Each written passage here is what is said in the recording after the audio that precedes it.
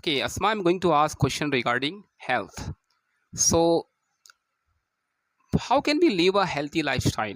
What's your opinion? How can we live a healthy lifestyle? Well, sir, from my point of view, we should eat.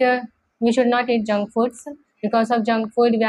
We are destroying our health, and means we should eat healthy foods.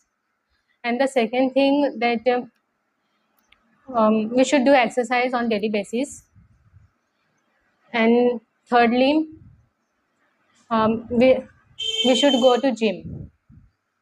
Like we See, should go to gym once in a week okay, and twice in a week, so it will be better for us, for it will be better for our health. So these are the reasons that we can live better life. We can be what your question? healthy, Yes, we healthy, can be healthy. right? I think you are not able to showcase your linguistic expressions. You need to show them, right? Like for example, we have exercise name, like we have aerobic exercise, non-aerobic exercise, or cardiovascular exercise, or then we also have the strength training, right? There are many words, but let it be. We can do better next time. What do you know about balanced diet? I think you haven't used that word balanced diet. So I really want to understand that.